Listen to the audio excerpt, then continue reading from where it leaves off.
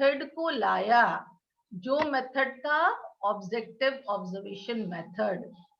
विधि कौन सा था? Objective observation method. और उन्होंने विषय वस्तु के रूप में व्यवहार को अध्ययन करना शुरू किया, है ना? क्लियर हो रहा है? वुंट और टीचनर थे, वो चेतन अनुभूति का अध्ययन करते थे। और किस विधि को उन्होंने उपयोग किया? अंतर्निरीक्षण विधि को। लेकिन व्यवहारवादी जेबी वॉटसन जो थे, वो कौन सा मेथड को लाए? जब कोई एक बताओ हमको, कौन सा मेथड को जेबी वॉटसन लाए? हाँ,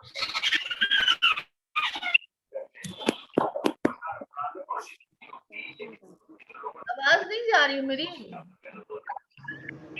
हेलो, मेरी आवाज नहीं जा रही है आप लोगों को?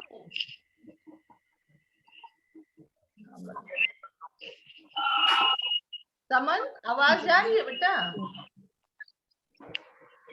नहीं जा रही है। आवाज मेरी नहीं जा रही है? समन, आफरीन, आप लोगों को आवाज नहीं जा रही मेरी?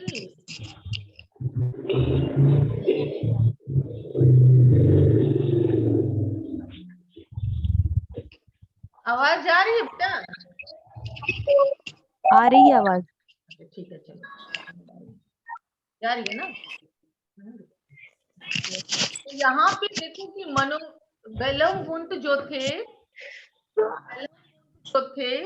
वो, एक सेकेंड बेटा, चार्ज में डाल दे, चार्ज में नहीं लगा।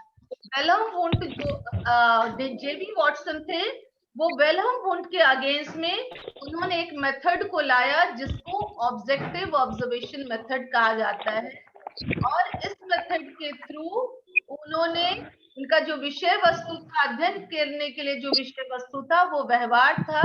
और जेबी वॉटसन साहब का कहना था कि ज्ञान को अगर वैज्ञानिक होना है तो उससे जो प्राप्त निष्कर्ष होता है उसको हम जब चाहे जो चाहे उसको दोहरा सकता है और उसकी सत्यता को माप सकता है।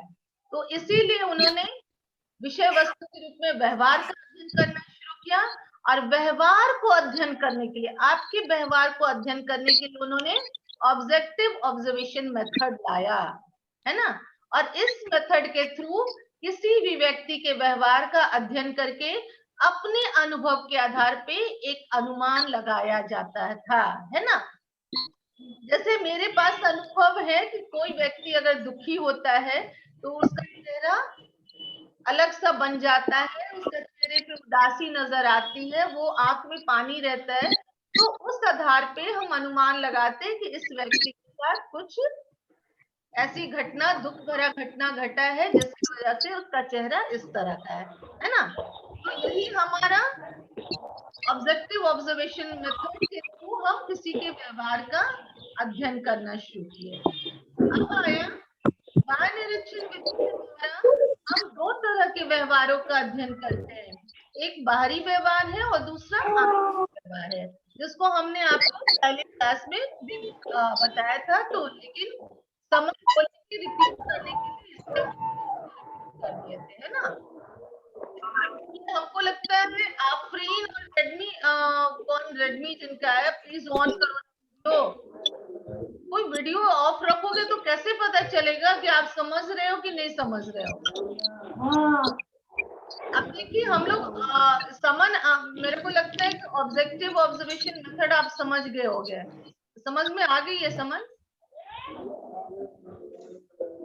अभी हम उसको, अब इस मेथड का क्या मेरिट है, क्या गुण है और क्या अवगुण है उसके बारे में डिस्कस करेंगे, है ना? तो ऑब्जेक्टिव ऑब्जर्वेशन मेथड का जो पहला गुण है वो ये है कि ये वस्तुनिष्ठ एवं अवैयक्तिक विधि है। ऑब्जेक्टिव एंड इम्पर्सनल मेथड, है ना? यह एक वस्तुनिष्ठ विधि है। इस विधि के द्वारा प्राणी के व्यवहारों का अध्ययन किया जाता है जो खुली घटनाओं के रूप में प्रकट होता है। और इसमें दूसरे के कहने पे भरोसा नहीं किया जाता, बल्कि जो आंखों से देखते हैं उसी का अध्ययन किया जाता है। और इसमें तटस्थ भाव का से अध्ययन होता है, अतः इस विधि से प्राप्त निष्कर्ष की विश्वसनीयता अधिक होती है। अब यहाँ पे देखो क्या कह रहे हैं कि इस विधि, ये एक ऑब्जेक्टिव मेथड है और इस विधि के द्वारा हम प्राणी के, किसी भी प्राणी, जानवर हो, मनुष्य हो, किसी भी प्राणी के व्यवहार का अध्ययन हम अपनी खुली आंखों से करते हैं, हम खुद देख के करते हैं, किसी के कहने पे नहीं जाते, है ना। अगर आप पढ़ाई कर रहे हो, अगर क्लासरूम में बच्चे पढ़ रहे हैं और कोई आके कहा नहीं आपके बच्चे नहीं पढ़ रहे हैं, लेकिन हम तो खुद देख रहे हैं ना कि मेरे बच्चे पढ़ रहे हैं, कैसे ये आदमी बोल रहा है, तो हम किसी के बातों पे भरोसा नहीं करते, खुद हम अपनी आंखों से आपके व्यवहार का अध्ययन करते हैं और देखते हैं कि सारे बच्चे काफी ध्यान से पढ़ाई कर रहे हैं ना। तो वही कह रहे हैं कि ये एक जो मेथड है का एक बहुत इम्पोर्टेंट मेरिट ये है कि हम किसी के कहने पे नहीं जाते हैं, हम स्वयं खुद अपनी आंखों से उनके व्यवहारों का अध्ययन करते हैं और उसी के आधार पे एक निष्कर्ष निकालते हैं, जो कि अंतर्निरीक्षण विधि में संभव नहीं था।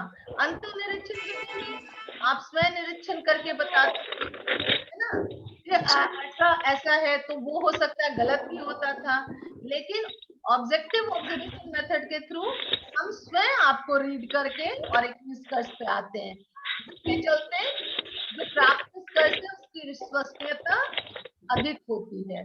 दूसरा हमारा है कि परिणाम संबंधी अध्ययन जो है वो क्वांटिटेटिव स्टडी है। देखो स्टडी क्वांटिटेटिव और क्वालिटेटिव दो तरह से होता है। क्वांटिटेटिव को कहते हैं संख्यात्मक, है ना, जिसका परिणाम डेटा में आता है। क्वालिटेटिव का होता है गुणात्मक, जिसमें हम गुणों के आधार पे किसी भी विषय पे अपना निष्कर्ष निकालते हैं। तो यहाँ पे देखो बाह्य निरीक्षण विधि से जो आंकड़े प्राप्त होते हैं वो संख्या में होते हैं, अतः इसे एकत्र करके सांख्यिकीय निरूपण करते हैं, इसके आधार पर प्राप्त किसी दूसरे निष्कर्ष से